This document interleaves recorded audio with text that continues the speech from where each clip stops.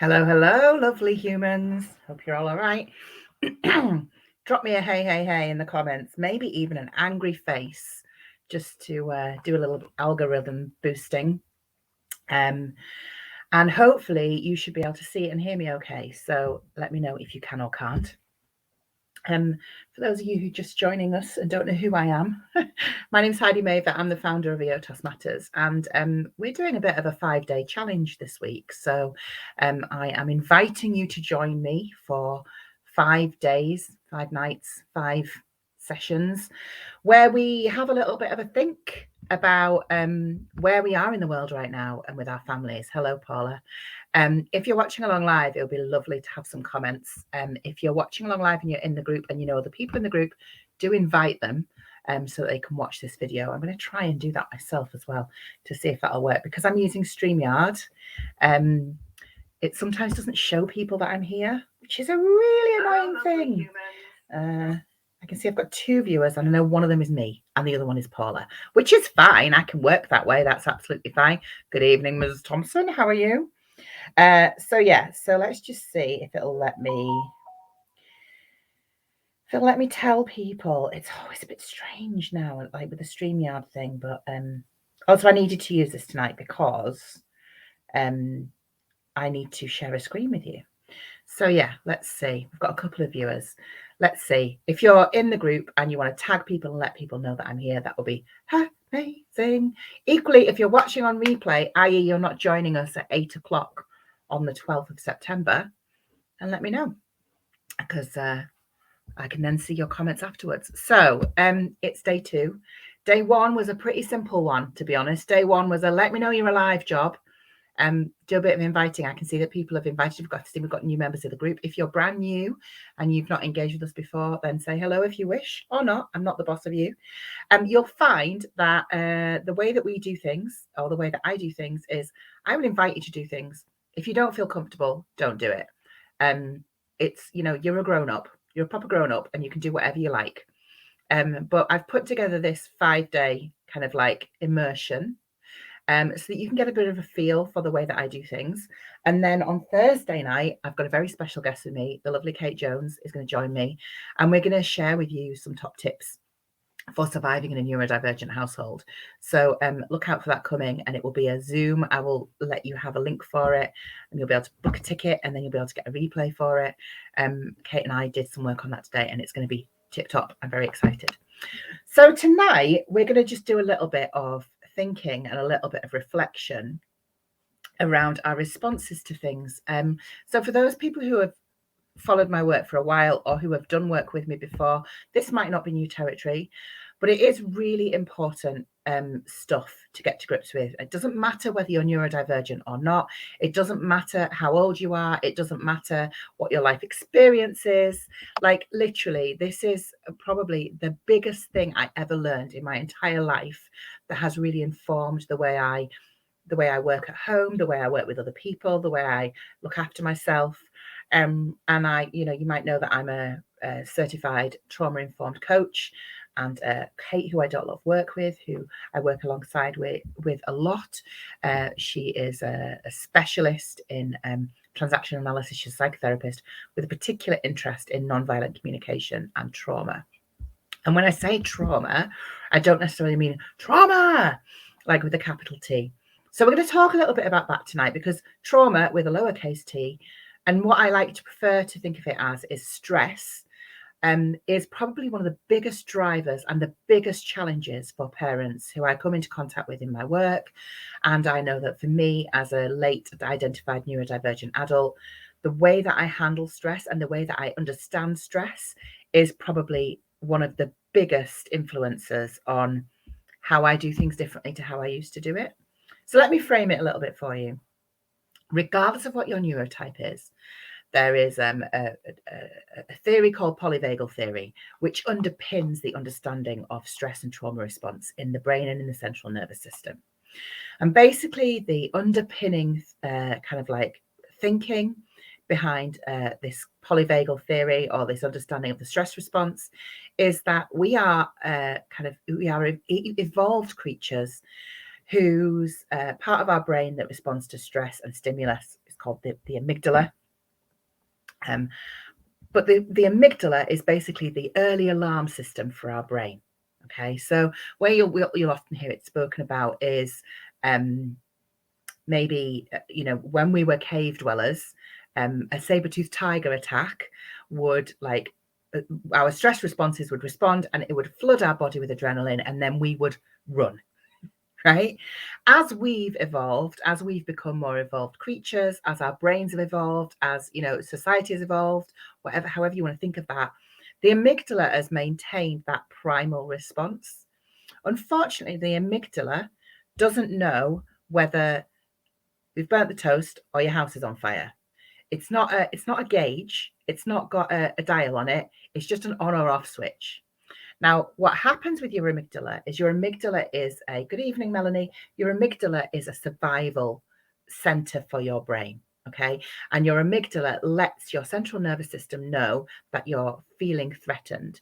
Now, it's real or perceived threat, and it makes no difference. And this is what is really important in understanding ourselves as human beings with our own unique profile of stress and trauma with a capital T or a lowercase t, and what our experience in the world has been.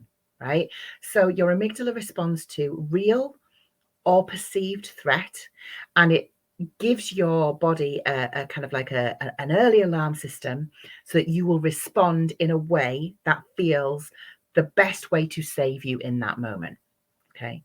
Now, when you layer on top of that, are you saying I'm a threat, Lindsay? When you layer on top of that as neurodivergent people or as human beings with sensory differences, we may read and perceive threats in the world, particularly sensory threats, in a different way. And our very existence in the world means that we are naturally experiencing things as more stressful than perhaps someone who does not share our neurotype does.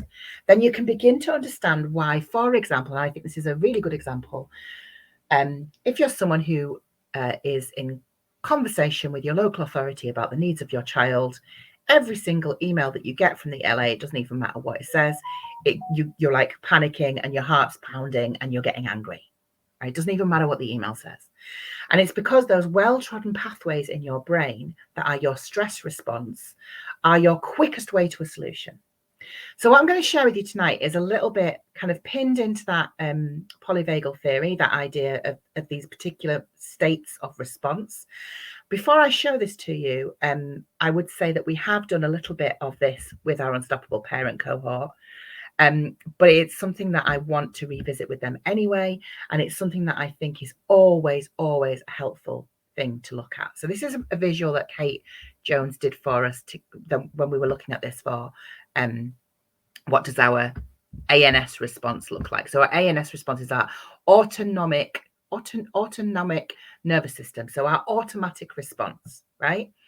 So there are 6 states that we're going to talk about a little bit this evening. Okay, so they are safe and social, fight, flight, and freeze, which you've probably heard about a lot, immobilize, which is sometimes also called flop, and fawn, which you might also think of as masking. Now, these 6 states of being are always automatic responses, and they tell us a lot about our history and our profile, and they also tell us a lot about what has worked for us in the past and what might work for us going forwards. Now, there's no right or wrong with this. And the really important thing to know is that even if you find that you're always in, for example, fight mode, there's nothing wrong with that. But sometimes we become really used to always being in fight mode. And that becomes our quick go-to, and it's an automatic response of our central nervous system. And sometimes we need to know this about ourselves in order to take a little bit more extra time so that we can make a response and we can make decisions and we can take action from a place that is rooted in logic and in common sense and in safety, rather than in a place that is a response to our amygdala telling us that our house is on fire. Okay, so it's really important when we're thinking about this to not be thinking of it in terms of this is right, this is wrong. This is just all information. And the reason I'm sharing this with you tonight is because your task this evening, should you choose to accept it, is a little bit of reflection around this. So I'm going to share this with you. But as we're going through, if you're watching this live and this is like ringing some bells and you're thinking, oh yeah, that's very me, then Feel free to comment if you feel comfortable or not. I'm not the boss of you. Remember, you're a grown-up. So let's look at these. So safe and social is the place where you are well regulated. It's a place where you can hold safe boundaries. It's a place where you have a capacity for authentic connection to other people. And what we often find as neurodivergent people is that we don't often inhabit that space. Our upbringing, our childhood, our being from a very young age is questioned to such an extent that we don't often know how to feel safe and social. And so when we discover communities where we do feel safe and social, that's why it's such a massive shift for us. It's why it's such a revolution for us, because we find people who we can relate to. We find people who really get us and we really get them. And we really feel like that connection is really deep and meaningful, which it is, by the way, often, because we've not had that growing up. So if you grow up, and not only for neurodivergent people, but if you grow up thinking, I'm too much, I feel too much, I say too much, I do too much, I am too much for people, then you don't ever really spend a lot of time in this safe and social space. When you are well regulated, you're able to hold safe boundaries, you're able to say no, you know that your no means no.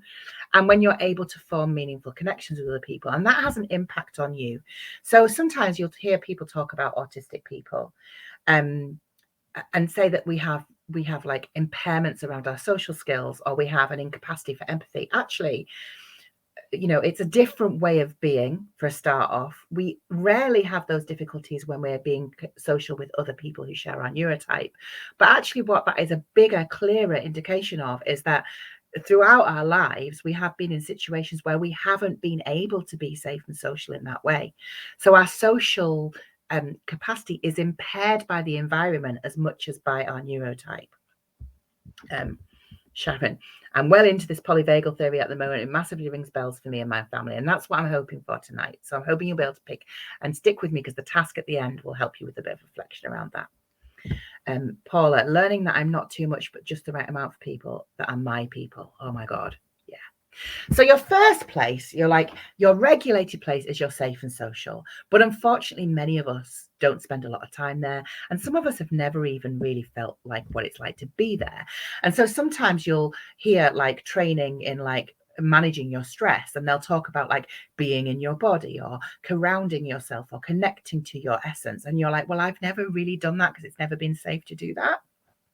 So it's really important to recognize that for people who have had, experiences as they've grown up and hit adulthood, and in their adulthood, when they haven't felt safe, when they haven't known how to regulate themselves or haven't been well regulated, when their boundaries haven't been respected and they haven't known how to enforce those boundaries, and they haven't had opportunities for authentic connection to other people, being safe and social is not something that's familiar. That's what we want for all of that people in the community, and that's what we're really working hard on together, myself and Kate. So that's the safe and social. The next one is the fight response. So the fight response is an automatic and very natural response, and it's the most natural response often for younger neurodivergent people who feel under threat. So it's we'll have heard of this when you're probably familiar with the fight, flight, and freeze. But how that looks is it can look like anger, it can look like defensiveness, it can look like someone who always appears to be tense or on edge. It can be explosive outbursts, it can be sudden anger, sudden verbal attacks or physical attacks, but not always. And the big one for me was if people become keyboard warriors. So my fight response for a long time was really like front and center. Okay, so I was like a very skilled keyboard warrior. I still am a fighty fucker, right? and it's because I have grown up knowing that that is kind of the best way to get things done, right? And it's kind of, and it plays to my personality type as well. Paula saying it's me. Now, there's nothing wrong with this. What I want you to really understand is that these are all completely natural responses, but it's about being able to recognize where those responses might be coming from, because we're going to then, as we move through the week, we're going to think about what those triggers might be and how we might find ways to begin to carve out time for ourselves to be more safe and social, and to be kinder to ourselves and to feel more regulated. Because ultimately, when your amygdala is triggered and you're in one of these responses, your frontal cortex is offline and you're not able to make good decisions. So whilst on occasion, and depending on the situation, a fight response might get you what you need, if it becomes too well a trodden path, it means that you don't have these other options. So that quite often happens with parents. I see it a lot, that they have this fight response. It's completely understandable. But that thing about, when you get angry and you get cross when you get an email from the LA, that's your fight response. The flight response you'll often see in children and young people who will physically run from situations. Now, as adults, we maybe don't physically run from situations, but we do take flight in other ways. So like literal running, but things like addiction, like many of us who are late diagnosed or late identified adults have difficulties with having found other coping mechanisms to run from, the things that are really challenging to us. So that might be, an alcohol dependency, or it might be self-medication with other substances, or whatever it might be. Hanging up calls, so hanging up on people, that used to be my specialty. Struggling to sit still more than usual. So that's like that physical fidgetiness that I must get out of this situation. Ghosting people and like that I need to leave this group thing if you're on social media. Like, I did go through a time when I stormed out of many, many groups. I was the person for whom the response from other people was, this isn't the airport, you don't have to announce your departure. That was me. Paula says, I feel constantly under threat when dealing with any professionals, whether that is medical, social, education, whether it's for me or my son. It feels dangerous being around them or communicating with them. Do you know, Theo said to me the other day, which I thought was really helpful and really interesting for me to know a little bit about him. He said, I don't trust teachers anymore. I basically don't trust people in school to do what they're going to say. And that's useful information for me, because that means that I need to do that little bit of extra work to make sure that he knows that they're hearing him. And knowing this stuff helps relationships too, realizing that our and other people's words and behavior are not just people being horrible and weird or unkind, but responses to fear and anxiety. Yeah, exactly. Paula, I still run from overwhelming situations, legitimately run out of appointments if it gets too much. Yeah, I've done that before. So, but flight can look like those other things that we're looking at on this slide. So you've got safe and social, fight, flight, and then freeze, which is the one that other people are very familiar with as a role. So freeze is, in a child or young person, it might be situational mutism. It might be in adults or in young people, it might be stuff around decision paralysis. Like I am terrible at making decisions. And part of that historically is because I haven't been in a space where I've been safe and social and able to make those decisions from that safe and social space. So I've made decisions that maybe haven't been properly informed, and then I've regretted those decisions afterwards. Silence, we've mentioned. Still, tense body, so like literally like frozen like a statue. Avoiding things, hello. A sense of dread and a stuckness, a feeling like you can't move forward. That freeze state is something that a lot of us will experience, and it's particularly difficult if you experience it in a professional environment when, like, for example, you're in a meeting and then you like kind of zone out a little bit, you're not able to respond. It's quite closely linked to immobilize, but immobilize tends to be, if you think of it as freeze and flop. So freeze is like you're stuck in a moment and you need something to kind of like thaw you out of it. Immobilize or flop is like a shutdown. Yeah. So like it's dissociation. So it's not feeling like you're in the world. It's not feeling like you're in your own time and space and you're in your own body. Maybe your body is floppy. I've had this experience, if you're experiencing chronic fatigue or shutdown, if you're in hibernation mode, usually or often that immobilized response might be after a long period of other responses. So quite often you'll have experienced a freeze state a lot, and then you find you kind of flop into the immobilize or flop state.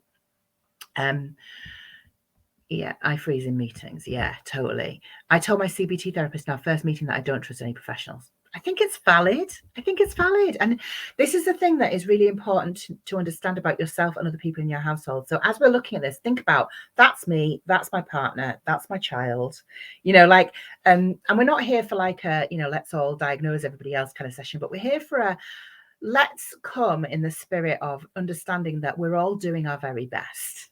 Right. And given the circumstances, the situation, and the stimulus, our responses are completely normal and natural. If we think about what's happened over the past few days with the passing of Queen Elizabeth, the responses have been quite different and quite marked. And everyone is having big thoughts and feelings around that thing. And what is really difficult, I think, in that situation is if you are having a big thought or a feeling about a situation, it can be easy to forget that someone else might be having a actually quite contradictory thought or feeling about that same situation. Neither is wrong. And we're like in the business of not making it wrong for people to feel things, which we're going to talk about in just a second. Okay. Paula says, interestingly, I also get this response around endings. So I try to end things before I feel others will. I wonder if that's a polyvagal response or whether that is coming from somewhere else. That's really interesting. I also struggle with endings. I think it's tagged into struggling with change. Yeah, I think that's about what it is for me.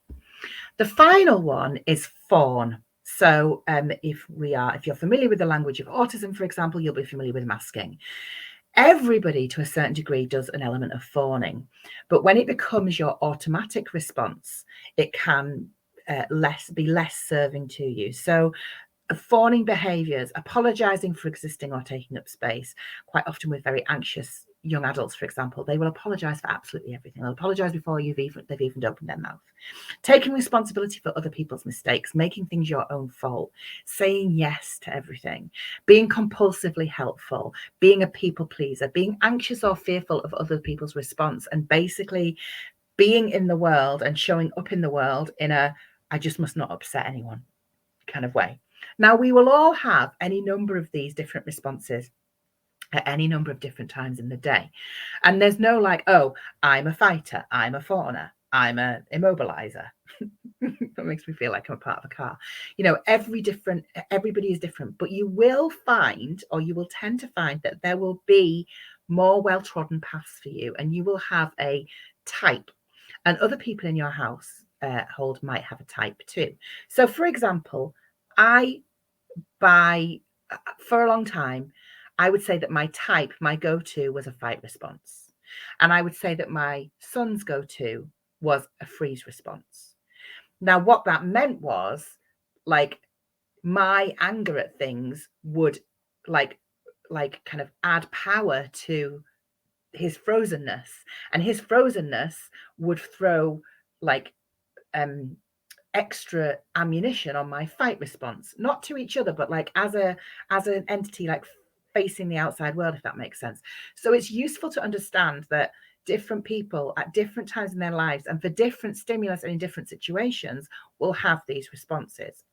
None of them are intentional. None of them are thought through. They're all automatic responses that you're taking in the moment all the time.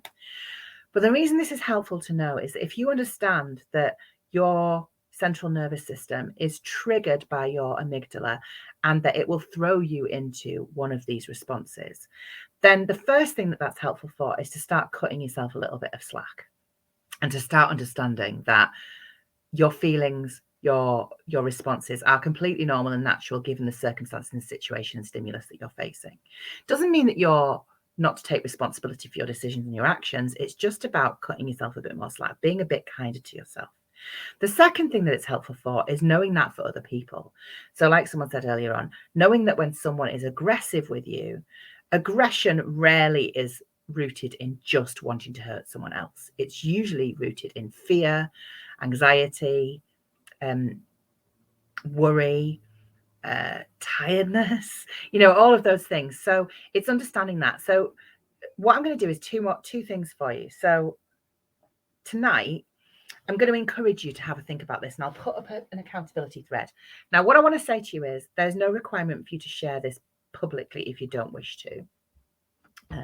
Let's see. Sharon say, I found that quick live that you did recently with words to get the bullshit in meetings to be helpful when I start to freeze and immobilize in meetings with professionals. Yeah, having a script is a really good tool to get yourself out of freeze. Melanie's saying, I've always been a massive fawn or freeze with the world, but I've realized I fight at home. Yes. Oh my God, yes. So I'm a fighter in personal relationships, like intimate relationships.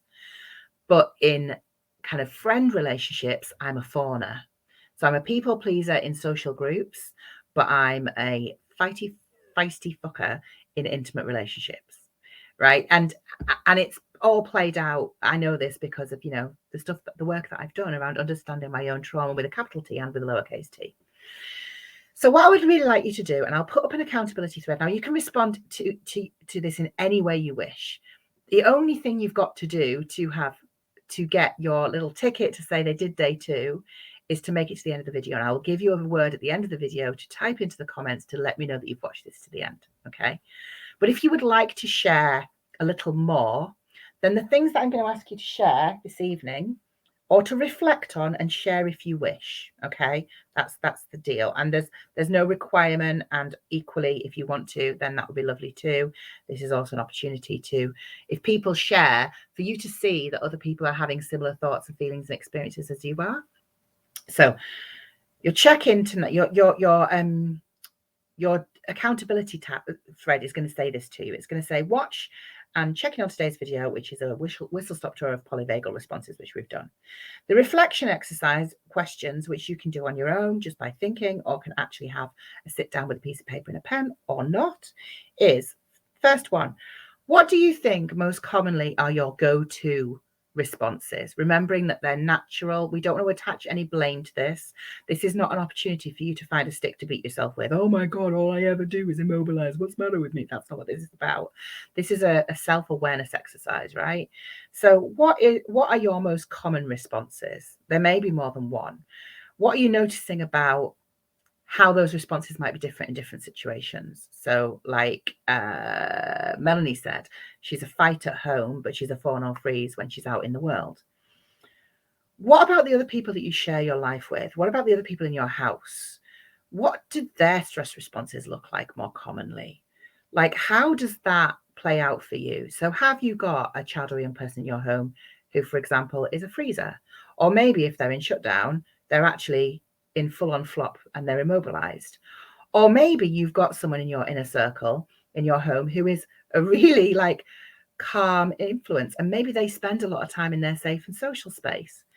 And what is it? What does that dynamic look like? So what are your go-to responses or response? What about the other people in your home? And what does that mean for you as a household? What does that dynamic look like?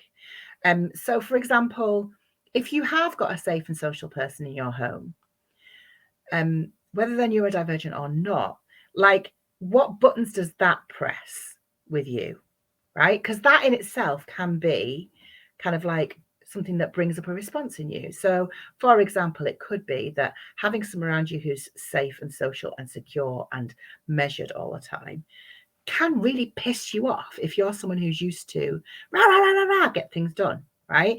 So you're thinking about your household as a complete like ball of energy.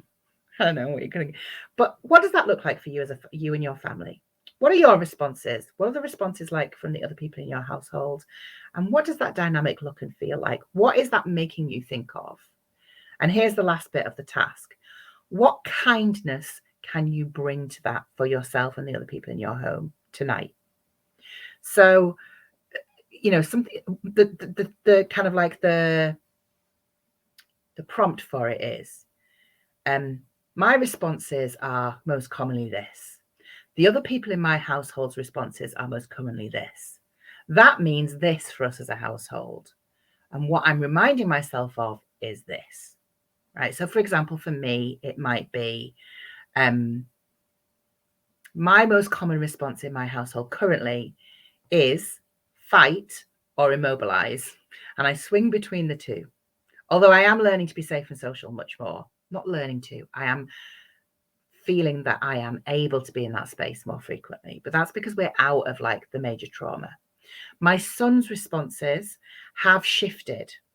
They were previously freeze, they're now more fight.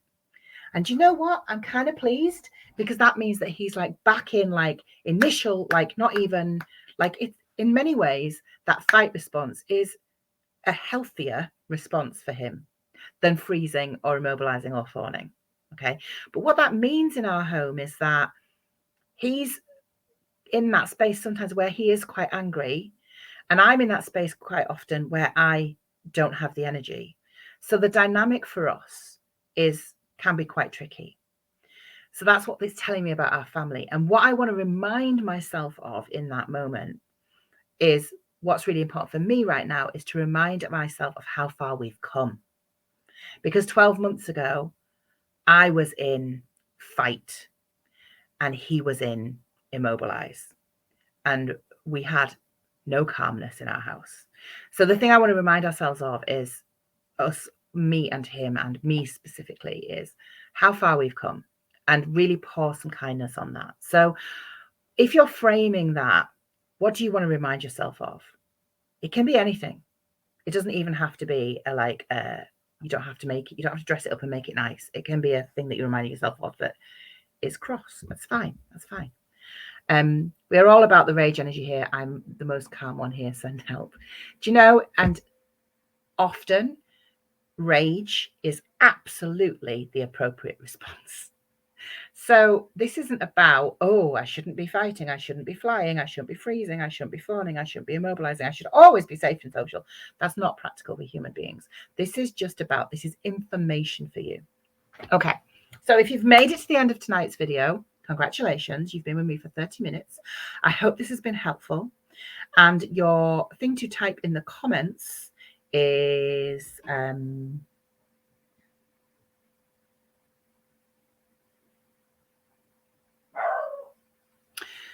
your thing to type in the comments to let me know that you've done it. You've come all the way to the end is I'm done.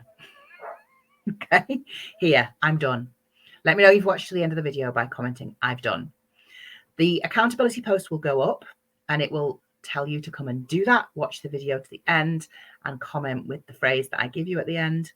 And then to do this little bit of reflection, which if you want to, you can share. Paula. Yeah, I mean, you can add your own words if you want, as Paula has. Good. I'm glad it's a little nice whistle stop refresher. I think this is Sharon Spink, 100% done, I think. So yeah, so I'll put the accountability thread up. Now, if you feel comfortable sharing in any way, then please do that. I said do. If you don't, that's fine. Just comment on the thread to say that you've completed day 2. Okay? All right. And I will be with you tomorrow for day 3. You've got until midnight on Tuesday to tick off today's task, which actually for the most part is listening to me talk about polyvagal theory and having a bit of a think. So I'm hoping that you've had a little bit of a think. So tomorrow, where are we at? Is Tuesday Tuesday today? Tuesday the 13th tomorrow. I'm going to tell you what time I'm going to be live tomorrow with you.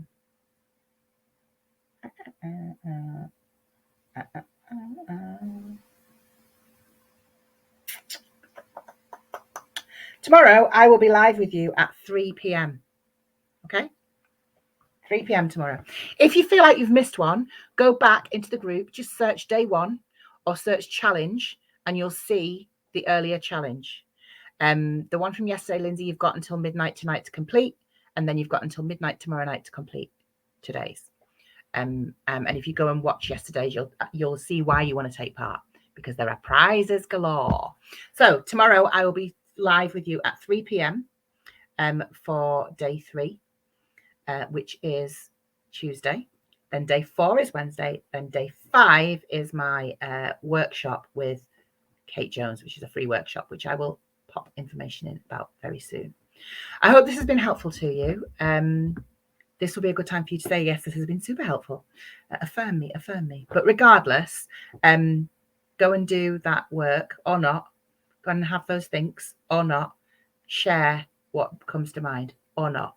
I'm looking at you, unstoppable parents. I'm relying on you, no pressure, to take the lead and show people that it is safe to be brave in this space and share your thoughts and feelings and reflections.